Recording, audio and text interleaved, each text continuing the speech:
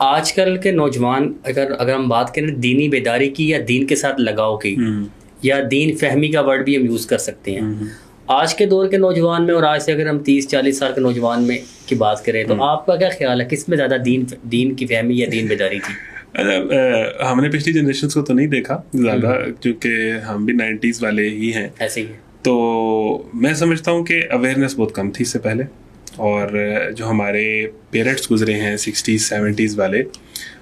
انہوں نے اپنے بچوں کو بہت سختی کی ہے، ٹھیک ہے نا، بہت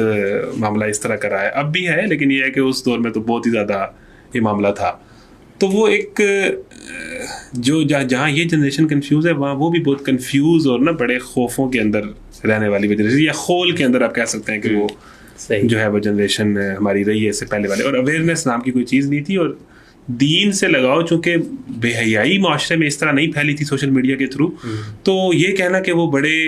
مطلب دین سے لگاؤ والے تھے، دین سے وہ تھے، وہ معاملہ میرا خیال ہے کہ اس طرح نہیں تھا. ٹھیک ہے، دین سے محبت تو مجموعی طور پہ ہماری قوم کے اندر پائی جاتی ہے، لیکن دین کا علم یا پریکٹیکلی دین پر ہونے والا ایسا معاملہ پہلے بھی نہیں تھا. وہ جہالت بہت زیادہ تھی، ٹھیک ہے نا، اور اس طرح کے معاملات تھے. لیکن میں یہ سمجھتا ہوں کہ پچھلی جنریشن سے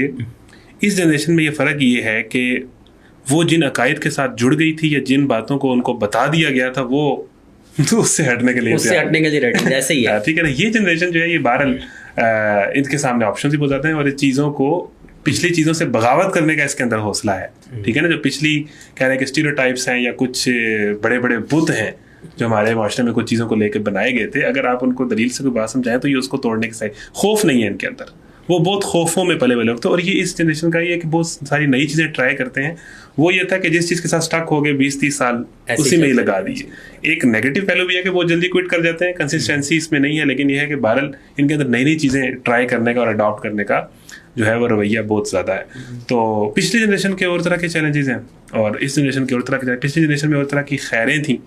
وقت کا پابند اور بزرگوں کا ادب لحاظ کرنا اور چیزوں کو لمبا لے کے چلنا اور آپس کے تعلقات اور یارانہ نبھانا. یہ اس جنریشن میں بہت مطلب اب تو ہم ظاہر ہے کہ موبائل ہمارا بہترین دوست ہے، تو وہ چیزیں ان میں زیادہ تھی. یعنی میں سمجھتا ہوں کہ جو میں بات اکثر جب بھی ہم جنریشنز کا کمپیریزن کرتے ہیں نا، میں یہ اس جنریشن کو ہمیشہ یہ کہتا ہوں کہ آپ بلینڈ ماڈل بنے. صحیح، آپ ٹریڈیشنل سکلز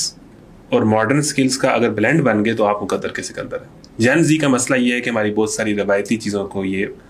بغاوت کے نام پہ چھوڑ بیٹھی،